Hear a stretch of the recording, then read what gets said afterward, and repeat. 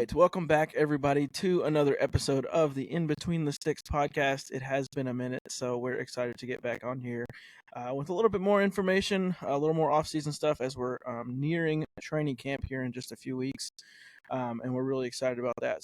But the big news that we want to start with today is the signing of Jamal Adams. I believe it's official as of today. We don't know exactly the contract details, but it is a one-year deal. I'm thinking it's probably on the cheap side based on the things that I've heard, which is good because I don't exactly know where he's at. I know he's dealt with some injuries, hasn't completed some seasons here, but I mean, obviously he has a lot of accolades to his name, and there's a veteran presence I think he's going to bring, so that's also good. So yeah, I mean, I don't think this closes the door on us potentially trying to get one more safety-wise. I don't know 100%.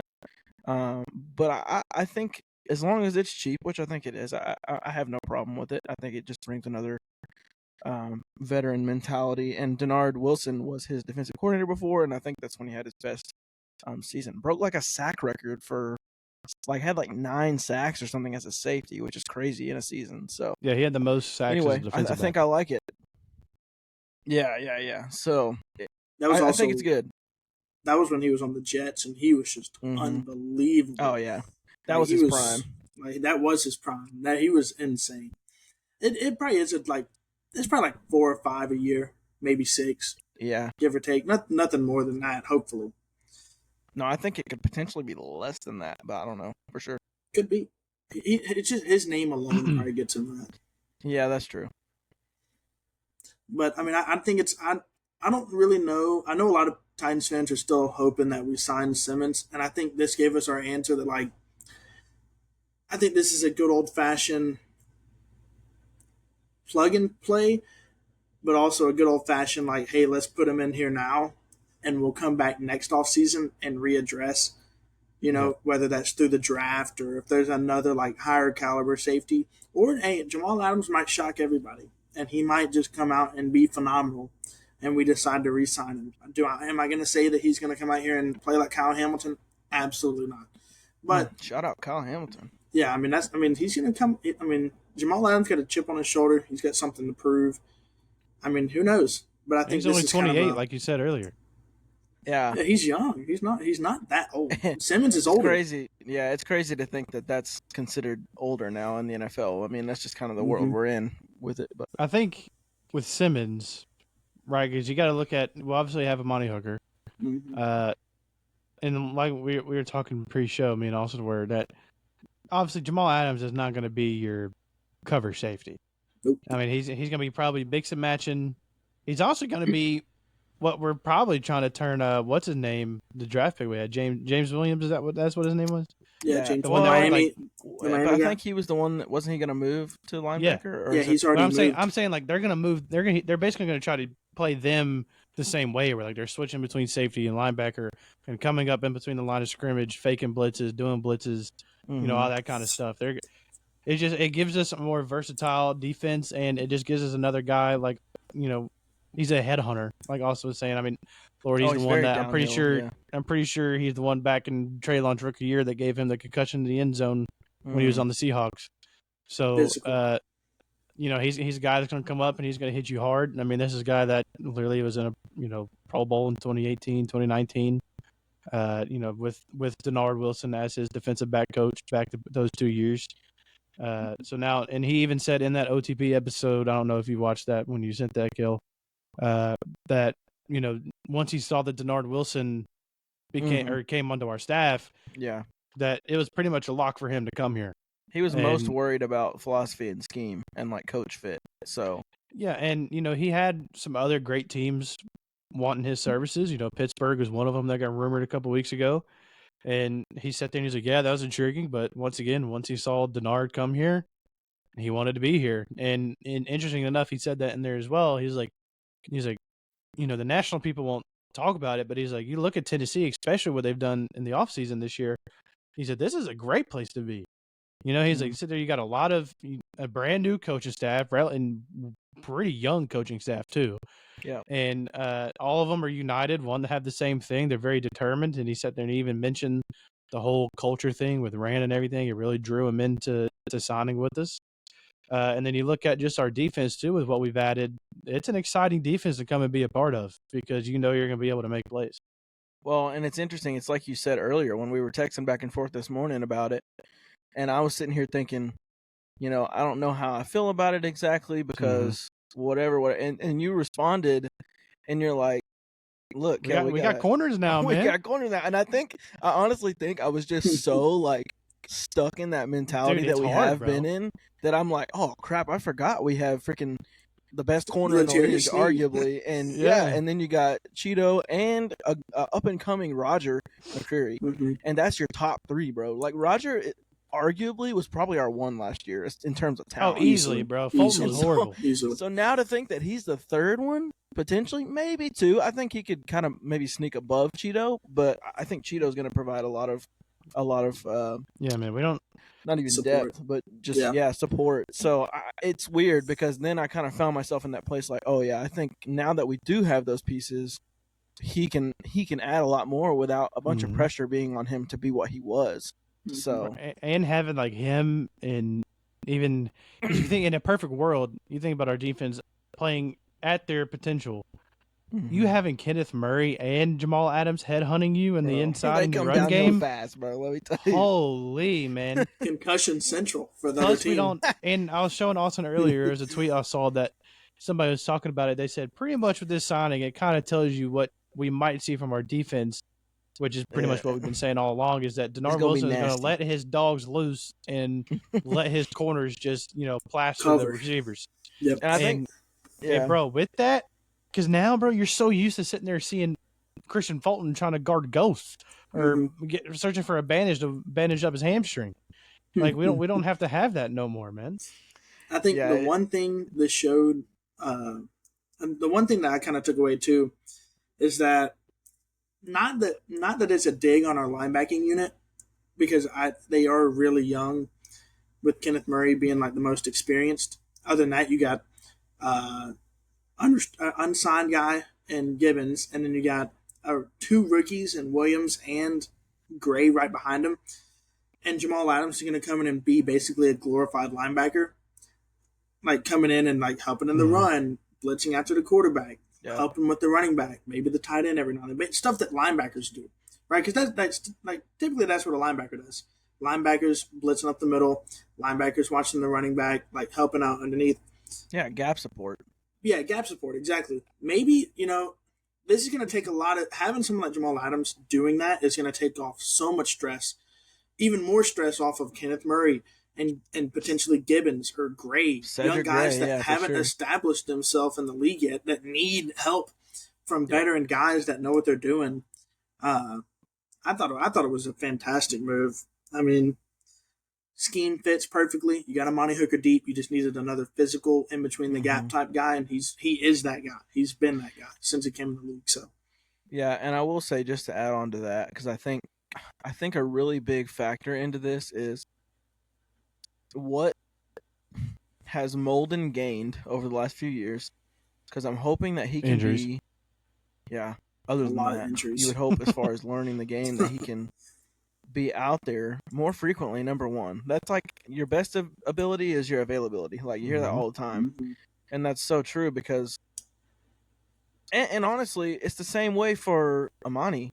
Like he has been more available than Molden, but he hasn't been what we've needed as far as his availability. However, when he is on the field, we need him out there. So I just hope that this is one of those years that he can stay healthy, because I think this could be a breakout type year for him, if that's the case. And hopefully these other pieces we've added and Molden can start learning a little bit more and feel less pressure. Because honestly, like, yes, the linebackers are our biggest concern, or at least they are for me. But I do have some like hope because there's been some positive feedback on Dr. Gibby from the coaches. So there's that. I don't know how I feel about it because I just think that he doesn't necessarily have that sideline to sideline or downhill speed like he needs. But then you do have speed in Murray and potentially Jamal if they do pull him back down to hopefully be a box defender. And then I think we're going to get a lot. I really hope, and I think we're going to get a lot out of Cedric Gray. So hope so.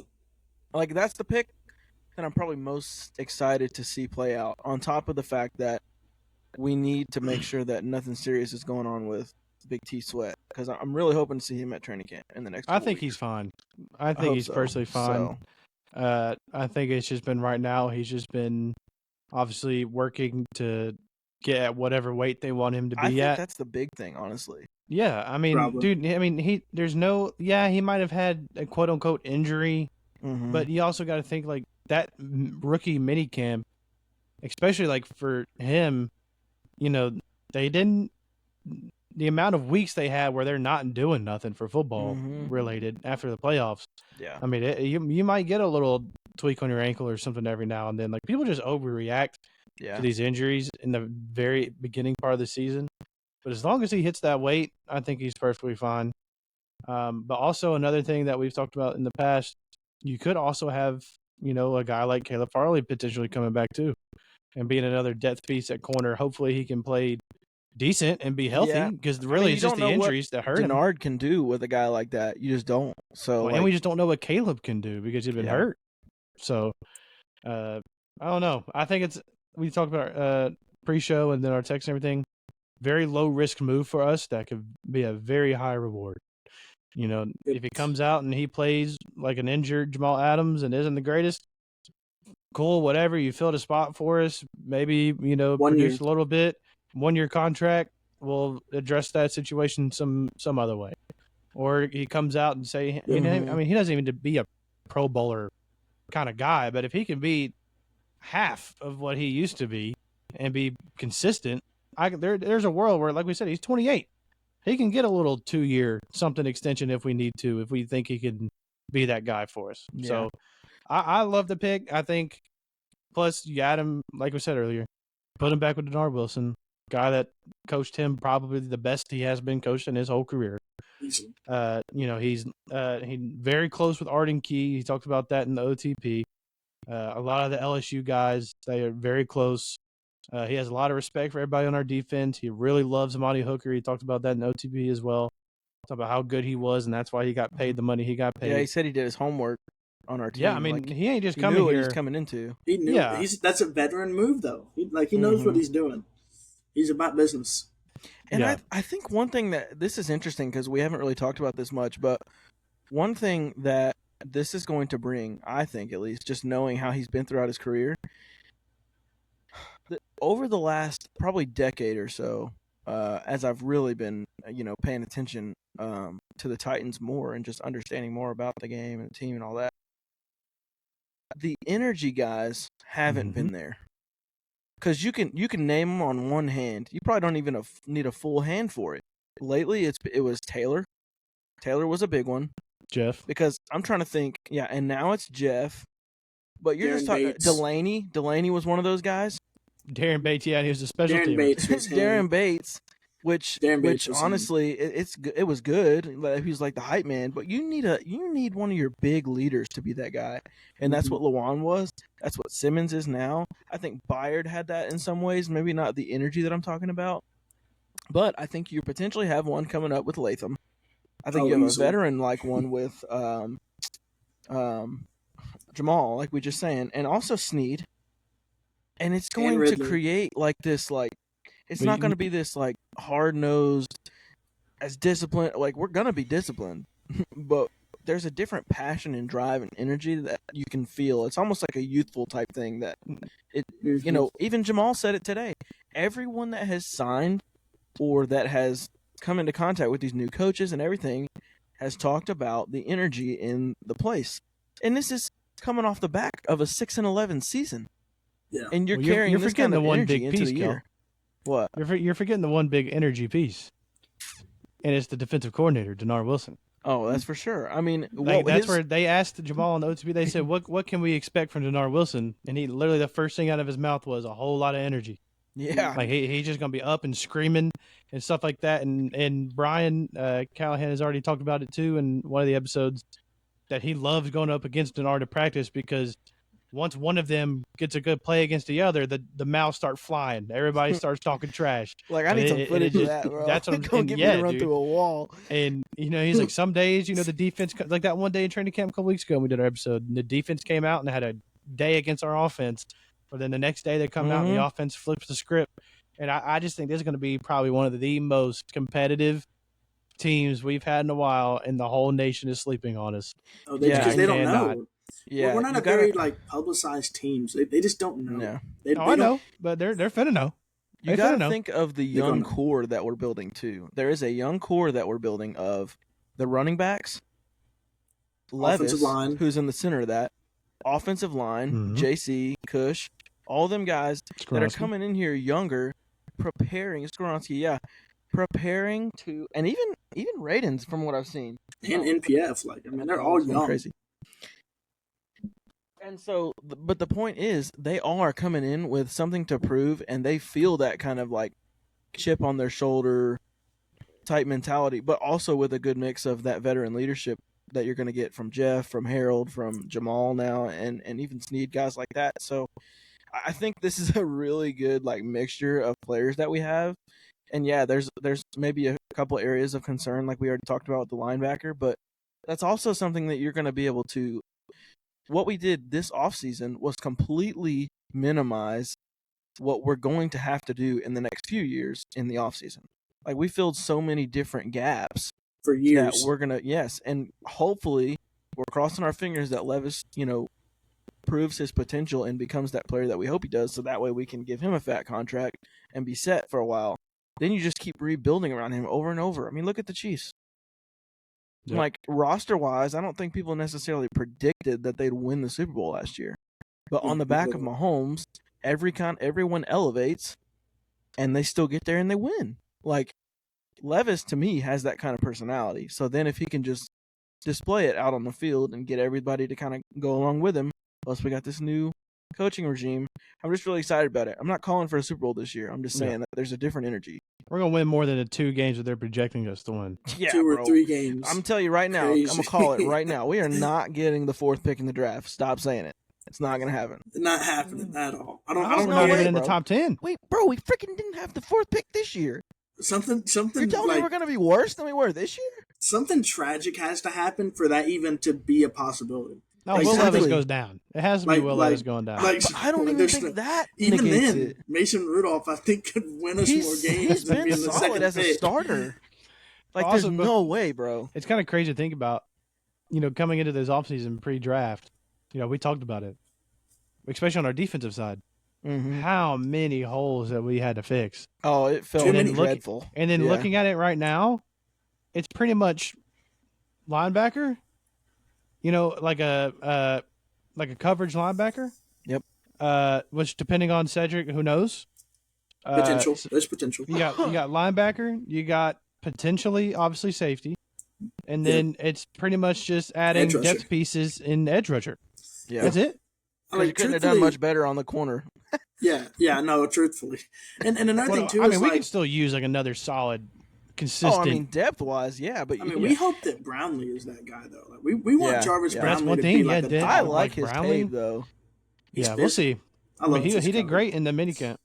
This is what Rand said, though. It's this is not just a one-year thing. Like you see a recurring theme with a lot of the players that we've been getting. And, outside of, a couple one-year deals and Joseph Day and Adams, they've all been 2+, 3+ years, and they're all young people. They're all young, like Cushenberry, 24, Pollard, still young. For the most, Ridley, I know his age doesn't really show it, but his actual game, playing, his still body young. is a couple years younger. Yeah. Still a young body. Snead just turned 27. Cheeto, I know, is kind of a little bit on maybe the back end, you could say. You said Snead? I was thinking he was older than that. I think he's only 27. He just got off his rookie contract this season. I'm about to look that up, actually. Yeah, I think he's either 26 or 27. I can't remember. But again, he's younger. It's a recurring theme that we're locking down younger pieces for multiple years, and that's Cheeto is 29.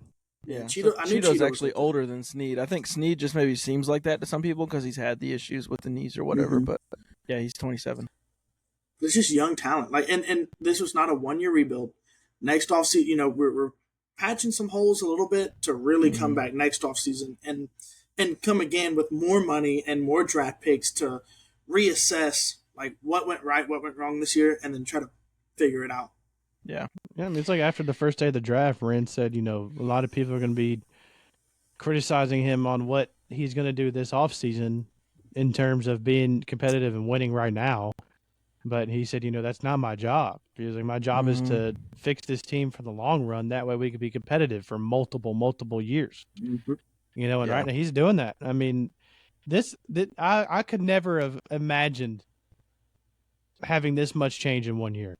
Yeah, after the past 6-ish, 8 years. Bro, you can probably go 10. I mean, the most drastic changes we've made to our roster in the last 10 years that kind of flipped our franchise over from the losing place that we were in. Because, bro, I don't even know why. It's because I'm such a fan. And that's what this podcast is for. We want to bring that fan experience. But, I remember being down in the dumps, bro, when we had Taylor, a young Taylor, and we were still going 3-13 with Ken Wisenhunt, and he was supposed to be this offensive. Bro, we just put out garbage on the field, though. We just didn't have the players, and we started kind of getting them slowly because we had to get them through the draft, but also we didn't have the money to go fix it in the preseason or in the off season. So you had to slowly build it with Taylor, and then you got Marcus, who people can say what they want about Marcus, but he helped turn this franchise around to where it is now. We would not be in a place to almost get to the Super Bowl without him. Because once we did get him, we started to gain some traction. No, listen, we gained some traction. Henry does exist. And we went, but Derrick Henry wasn't going crazy in the beginning of Marcus's stuff because Henry didn't start doing that until, when was that? And honestly, Henry didn't go crazy until after Tannehill became quarterback.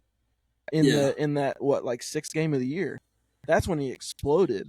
I know he was doing okay, but we were 2-4 when Tannehill got subbed. We were at Denver. He came in at the end of the game. We still lost. Tannehill did. So we were 2-4 going into his actual first start as a Titan, and that's when we started to pick things up. But I mean, but that's what I'm saying. We had to slowly do that, and luckily we got probably just about as much as we possibly could out of the rest of Tannehill's career in that time. Yeah, we squeezed that limit as hard as we could. We did, and probably a little bit too long, but it got us to where we are here now. But I will say too, I think we also have way better front office team. I've always liked Amy, but when we got I almost don't want to say his name because of where we were and we just blew it. But J-Rob, bro, dude sent us up the creek without a freaking paddle, bro. I mean, it was bad. He was spending too much money in places he didn't need to. Please, can we go back in time and throw some money at a different quarterback that can – actually, let's not. Let's throw money at AJ and then get a cheap quarterback in here that can just throw it to AJ because bro was going crazy. Can you imagine this team with AJ Brown? Oh, my goodness. I bet Will Levis wishes he could. Yeah. God dang, bro. I'm going to say this. This might be a very cold take. Other than Derek, the best player in Titans history. He would have been. Easily. Best wide receiver by far. This might be an ice cold take. And I'm going to say it. I'm going to say it. The cold take of the day. Call it what you want. This is it. You ready? And this is a good thing for the league. Scared. And this is a good thing to say for the league, but also a good thing to say for the AFC South. Roster-wise, is this team the best on paper that we have seen from a Tennessee Titans team? I just feel like we have more star power on this team than a lot of the teams that we've had in the past. When we've even won the AFC South, but the AFC South is so good now. Mm-hmm. And every single team is so good. They're not easy wins anymore. Because let's be honest here, you go 3 years ago, and this team probably wins 11 or 12 games, if we're being honest. I'm not going to lie to you, buddy. You take this team that we have right now and throw them against the Chiefs in the AFC Championship a couple years ago, we're going to the bowl. Yeah, this team is so on paper star power, but the league has just gotten so good, and the teams around us. And of course, it's our division too. Of course, it's our division. No. This team would be insane. Don't even disrespect the rest of the AFC like that, because the AFC is a gauntlet of quarterbacks. It's stacked, bro. I wish we were in the NFC. Bro, I wish we were the Cowboys. Yes. If we wouldn't choke in the first round every single year, we'd make it at least to the second. I mean, they're making it in the playoffs with like 4 wins, it feels like. I mean, geez. Bro, if you just listen to who we have to go through. Let me just go. Lamar, Josh, Joe, Mahomes. Bro, freaking Aaron Rodgers. I don't care how old he is or what drugs he does. Aaron Rodgers. Yeah, Aaron Rodgers. keep CJ Stroud. You didn't even say CJ Stroud yet. I don't want to throw Trevor's name in there because it's not the same. But he is young and talented. And then who's the other one? Anthony Richardson, if he becomes one. I think Trevor's talented. You can't say he's not talented, but he's not in that same class with the ones I just named. He's not. Because all those guys, outside of maybe Jalen Hurts from the NFC. The AFC, bro. Yeah, I was going to say, that's the top 5 quartterbacks in the league. Let's be real here. Let's be real here. And this can segue into our new second and last topic of this episode. Yeah. Let's be real here. Tell me right now what Trevor Lawrence has done to deserve the contract that man got paid. No, I'm going to tell you what. I can tell you. He sat there, did nothing, and allowed the Titans to lose 7 straight games for them to get in the playoffs. That's what happened. I will say, we might have gotten 1 pick higher, but I'm so glad we beat them last year. That made me so happy. It was beautiful. It was so wonderful. And for Derek to go out the way that he did. So, yeah. I mean, but yes, I will say, I don't think he got paid because of what he's proven. I think he got paid because you have to look at the market of QBs, and they were like, I don't think we can let this guy go because we don't know if we're going to be able to hit on somebody else. So they just threw the money at him, hoping, because the potential is there, that he would grow into something. He got paid a 5-year, $275 million contract. Yeah, when you're getting paid as much as Joe Burrow, and you're not even close to that, that's not a even problem. Not even close. I mean, Joey B is on a different plane, buddy. Especially healthy. It's not even close. I can't wait to be at the games this year. Joe Burrow getting sacked and intercepted, just sitting there chanting, "No!" I can't wait. Bro, Joe Burrow. The QB market. Joe Burrow is probably has more potential without a good ACL than Trevor Lawrence right now. And I mean, they have loaded. The problem with Trevor is it's he's really good on a drive, and then he'll throw straight 3 picks to dead at the other team. I'm like, you want to hear a crazy stat right here on his contract? It's a $275 million contract, right? But he gets $142 million of that 275 right when he signed. Right when he signed. Bro, he is not worth it. You want to hear my NFL comp for Trevor Lawrence? And this maybe this is the cold take of the day. This might be the cold take of the day. What, the cold spot on the bench? No, most overrated quarterback in the league. He stinks. Most overrated quarterback in the league is by far Jared Goff.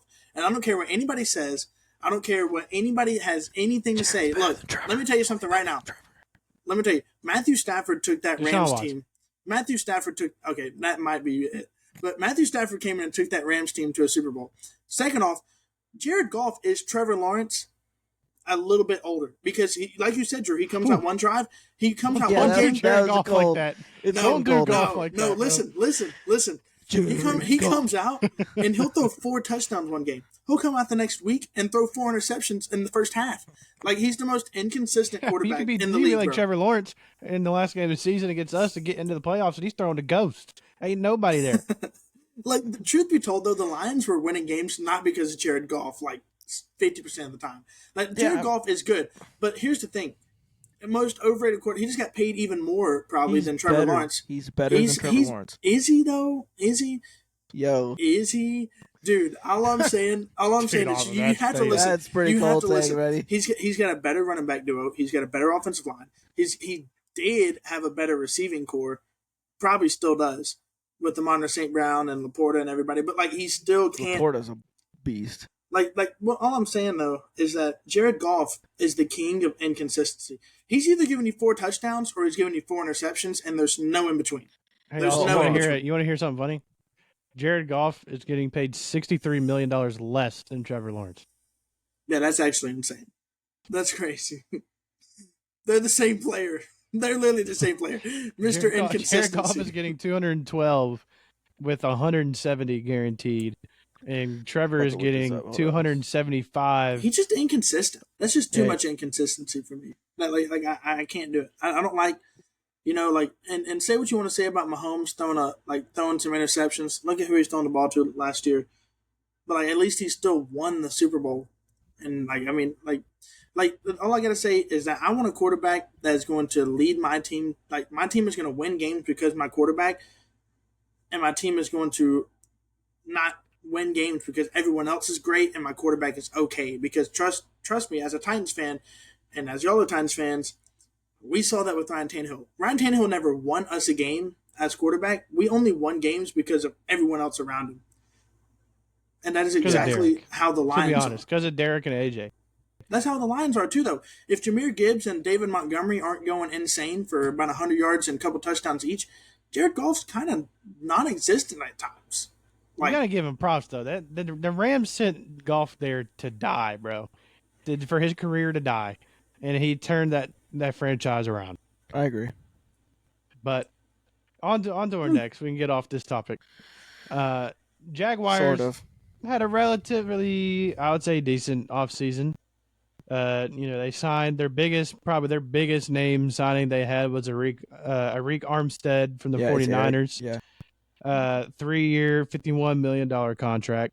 That's a good D-line presence for them. But he's been hurt, though, and he's older. He has. He's missed 13 games over the last 2 seasons, and he's 33. Offered him a lot of money. Who's still on there? So they still have they have Evan Ingram, who's been really good for them. ETN's really talented. Who's else on there? Receivers. Gabe Davis. Christian Kirk. So they did pick up Gabe Davis, which they gave him way too much money. Christian Kirk. Way too much. Christian Kirk's good. I like Christian Kirk.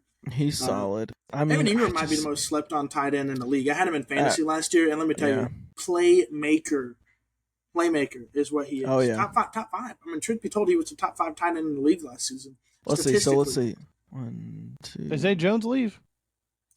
Yeah, he signed with the Cardinals, right? I think he signed with the Cardinals. Yeah, bro, pretty sure let me just tell you, too, the Jags start the season, because there's 3 preseason games, right? 1, 2. 3, yeah. Oh, wait. No, this is regular. 3 preseason games, yeah. I was trying. Their offensive line's pretty good too. They got that Robinson guy at tackle. He's actually so they start with going to Miami, coming back home to face Cleveland, going to Buffalo, and then going to Houston. 0-4. 0-4. Come on, 0-4. No, but literally, I could actually, see I don't know. 1-3. The Browns could win. I forget that the Browns had that defense now. Is loaded. I know Nick Chubb tore his ACL, but he's back. He's back. Yeah, but they also got Deshaun Watson, dude. People can't score on the Browns. That's the problem. Yeah, but they can figure out the quarterback, bro. So Miami, Cleveland, Buffalo, Houston, Indy. That's how they start their season. And then you have Chicago and New England. But I mean, that's a rough 5-game skid considering you're away for 3 of those. I think so too. I don't think they finish. I think they finished 3rd or 4th. They're finishing 3rd or 4th. They're not even competing. They're just not. Yeah. I really think, depending on what Anthony Richardson does, if he comes out and produces like I think he can, I think you're probably looking at a very, very mixed up 1 through 3. I really think it could go any direction. Dude, obviously the point differential, brother. For what? I said it might come down to like that second, third spot, and that might come down to like a point differential. I think everything is going to be super close. I mean, I don't want to get really up on my high horse. I am hopeful for this year, but I feel like it's likely we don't win the division. I think we could sneak into a wild card. Now, I think we can win the division, but I mean, I just think the Texans are really they're going to be tough to get over, especially with the wide receiver core they're bringing back. Tank Dell will be back. Tank Dell going to be back immediately. People always forget there's such a thing as a sophomore slump. CJ Stroud, and I'm telling you, man, this can be. We talked about it before. It's true. This can be a tale of a team that signed everybody in the world and is absolutely terrible. It could not. Well, not going to be terrible, but not terrible. I don't think that's going to happen. They just don't gel. You know, obviously Diggs has a reputation. If he's not getting the ball, he's going to be a crybaby and cause problems in the locker room. There's potential where this doesn't work out the way that they want it to work out. Yeah. Chemistry matters more than people want to believe. And having someone like Diggs, especially if he brings that same attitude from Buffalo to Houston, where it's just literally begging for the ball and all up on social media and in the press post game complaining about not getting the ball. People don't want to admit it, but that causes problems. Like, there's a reason Stephon Diggs is no longer in Buffalo, and it's because of that exact reason right there. He can't not go a game without 10 targets, or he starts complaining. Yep. Also, with the Jags, though, they signed the center Mitch Morse from Buffalo. I think that's a pretty good pickup for them. It's a good one. Let's see what he ranked 31st among centers in pass block win rate. Whew, that's terrible. That's one away from dead last. So Jefferson is going to be eating his lunch. Yeah. Aaron Brewer might be the only one worse. Wow, I love reading that. Dude, hey, I'll tell you what. Jacksonville did make a good move, though, and an underrated safety in Darnell Savage. I give him that. Darnell Savage is nasty. I know he came from the Packers. That's a nasty little – with Cisco back there and then Savage, that's a nasty little underrated safety duo. I give him that. That's a good one. That's good. And they also – another thing that's not going to get talked about, they signed Devin Duvernay, wide receiver, but mainly has been a special teams, kind of guy that averaged 12.8 yards per punt return and 24.8 yards per kick return. So, especially with the new rules and stuff with the kickoff, I mean that you need that speed kind of. Well, actually, it kind of just depends on how we're going to run it, man.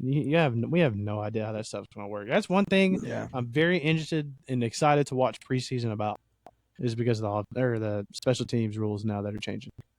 Yeah, I agree, and I hope that potentially opens up a spot for Jaquan Jackson. Yep. Because I think he's really explosive, and that could be something we potentially explore.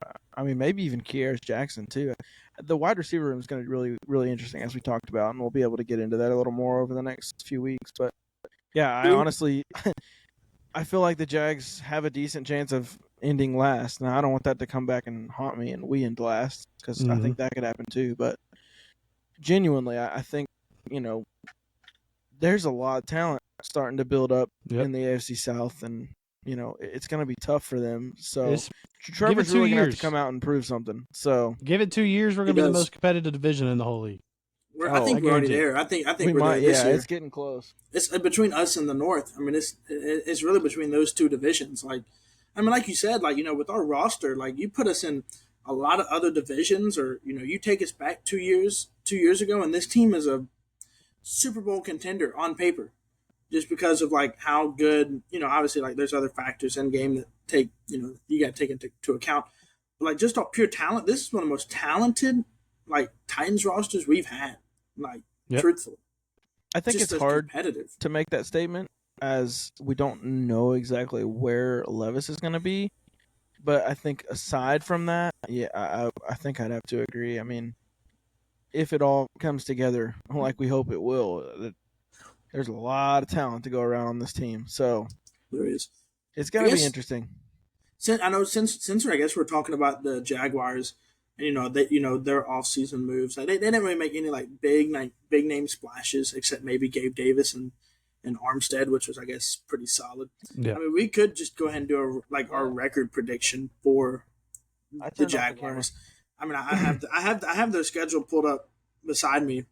We can just go game by game and just say this a L, this a W, and I mean, sure. I mean, we already said the Dolphins was a loss week 1. And they're in Miami. Jacksonville going to Miami just feels like a loss. That's in game 1. That's a loss. I'm gonna tell you what. That's gonna be some sweaty boys. It's gonna be warm. Yeah, it is. Phew. Yeah, and then week 2 they get to play Cleveland and Jacksonville. But I don't think that Cleveland defense is just too good. I don't think Jacksonville stands a chance there. Plus, typically offenses struggle a little bit on the beginning. It kind of just comes down to what version of Chubb are you going to get, and then honestly, Watson. Is Deshaun Watson just going to be able to? And how many picks is Trevor going to throw? Yep, because Cooper's in his bag. Amari Cooper has been consistent and has been in his bag every season. Mm-hmm. No matter who's at quarterback. But if Deshaun Watson can stay healthy and play good, like they're a good football team. But Yeah. then they go on the road to Buffalo in week 3. New look Buffalo, not the same Buffalo we've seen the last couple I years. tell you, that could be an interesting game. We don't know what the Bills are going to look like. Honestly, with Buffalo, man, maybe you got to. I'll give Jacksonville the benefit of the doubt. Yeah. New look Buffalo. I think it'll be I'll close. give them a win. I'll give them a win. Yeah, I give them a win. I mean, I don't think that's out of the question. Yep. Yeah, that's new look team. Early in the I'll season, give Jacksonville I'll give it to them. I'll give it to Jacksonville because that's an early in the season kind of game. Buffalo might come out slow. I like that. Yep. So what? Right now we have them at 1-2, lost to the Browns, lost to the Dolphins, and then they go on the road to Houston to play the Texans. Loss. I mean, I just think that's a loss. That's a hard L. Don't even get to explain.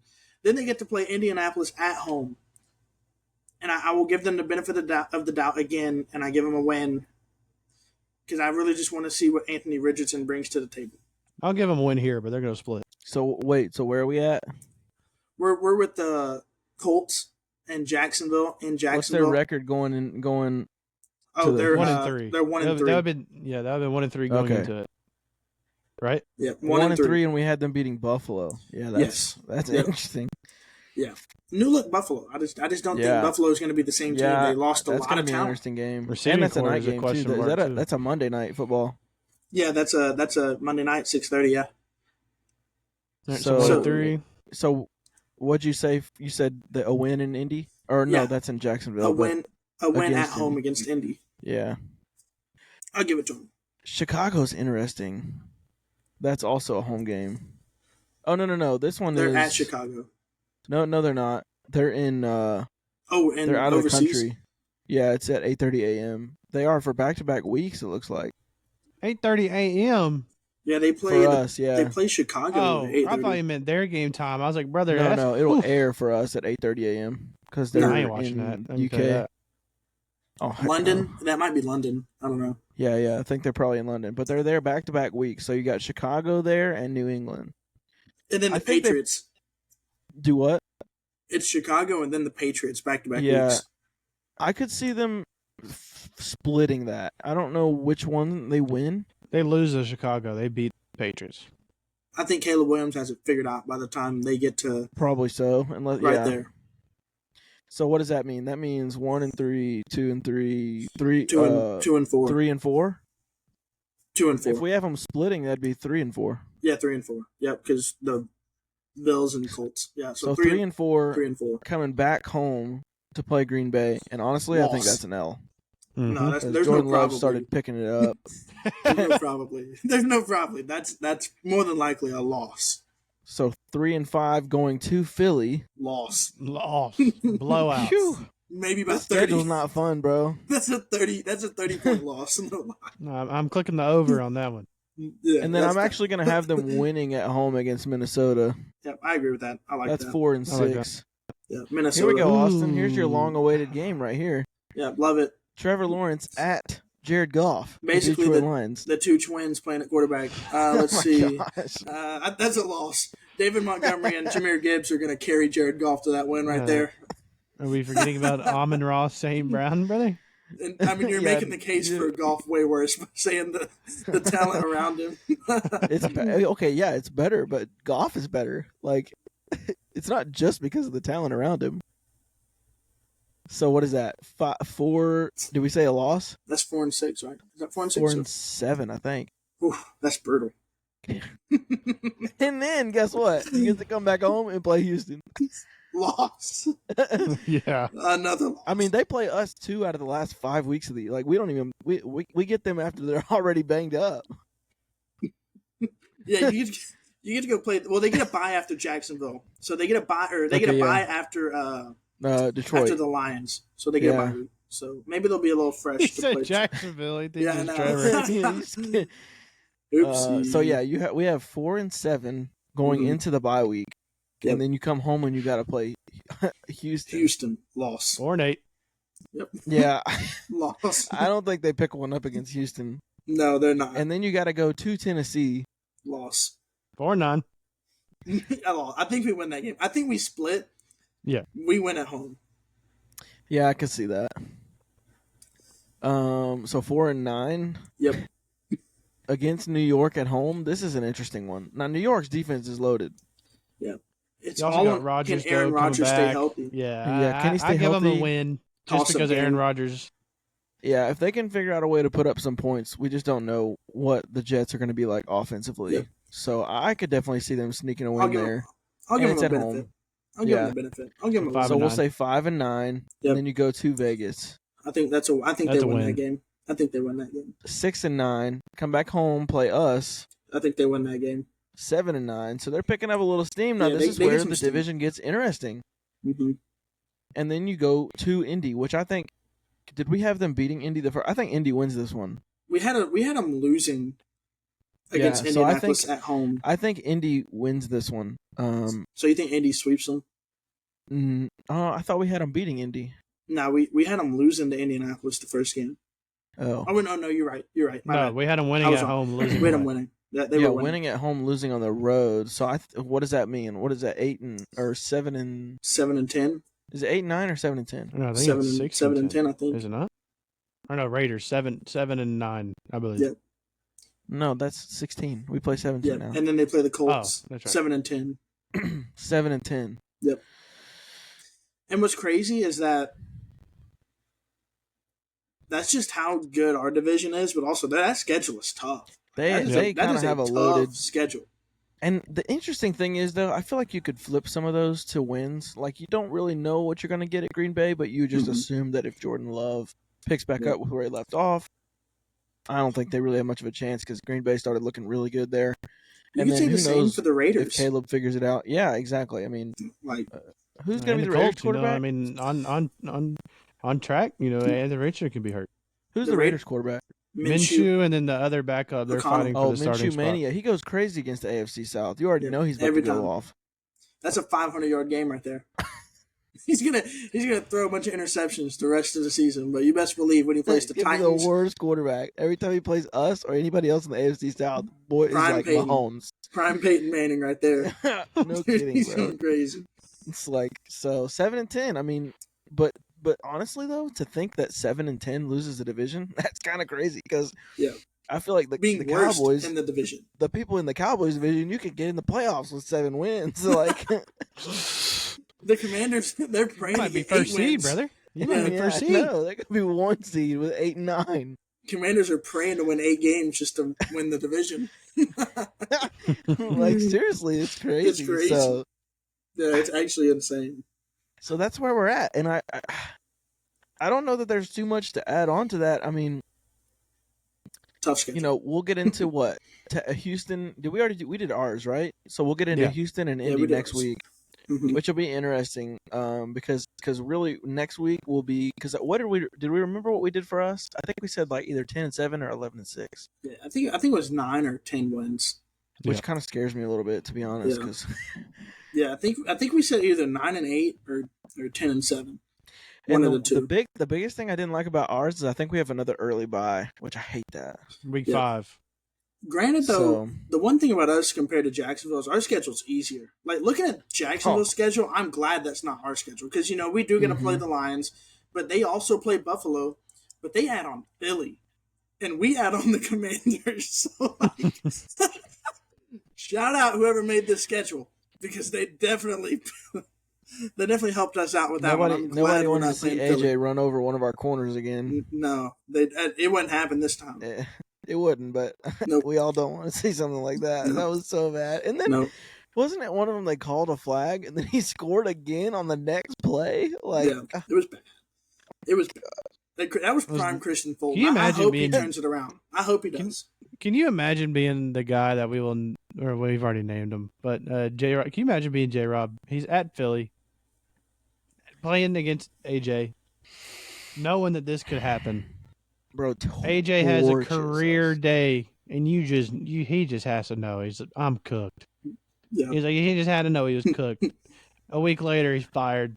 He should have known that when Vrabel looked mad and got up from the draft table. We've all seen that video. Oh, yeah. Vrabel was not happy about that. Duh, he was a top 5 receiver in the league at that point. We gave him up for We gave what? him a Pop-Tart. He might dude. still be.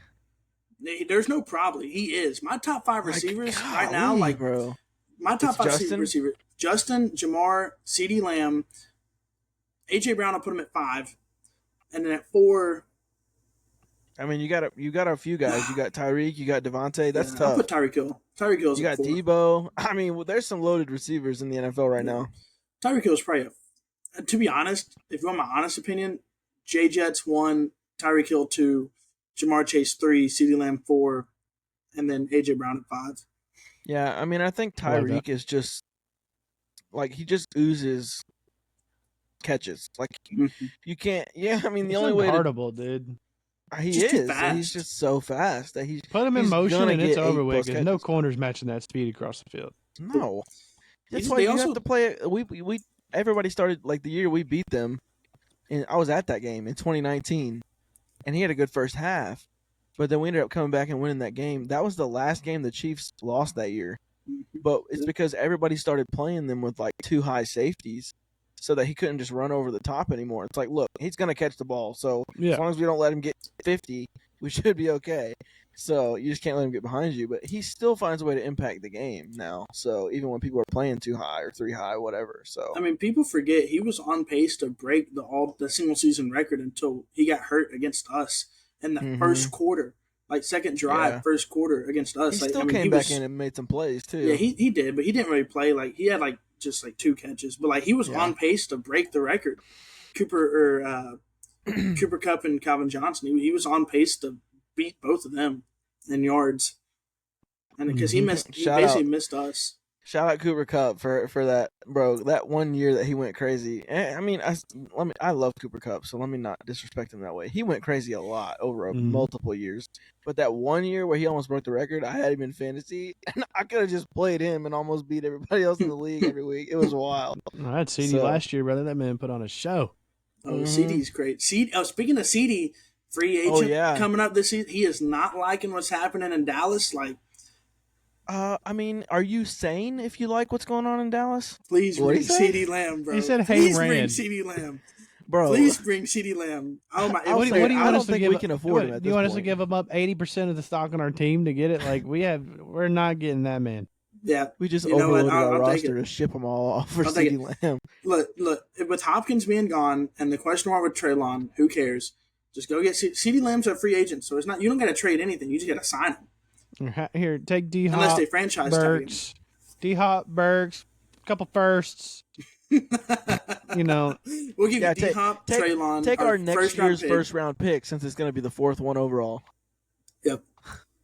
Yeah, crazy stuff, man. Crazy stuff. It is. It's been another good episode though. I think we covered pretty much everything we wanted to. I'm glad you brought up the CD thing because there's been a little bit of like what's going to happen lately in the last few weeks. So I'm glad we hit on that too. But yeah, I mean, next week we'll get into to Houston and Indy, which will be fun because I don't know. Like right now, my prediction is Houston probably wins the division. So it'll be interesting to see where we go with their schedule and how they play out versus our. I think we were in the. We might need to go back and look at that. We were in the range of like 9 to 11 wins, I think, with us. Yeah. So I think we finished second or third. Yeah, I mean, realistically, I think that's the as long as Trevor keeps playing like trash, then that should be the case, And hopefully I'd love to sweep them, but who knows? We don't have Derrick Henry to just trample them anymore, unfortunately. That was the best part of the season usually when we were losing, but yeah, I don't know. You guys have anything else to add as we shut it down here?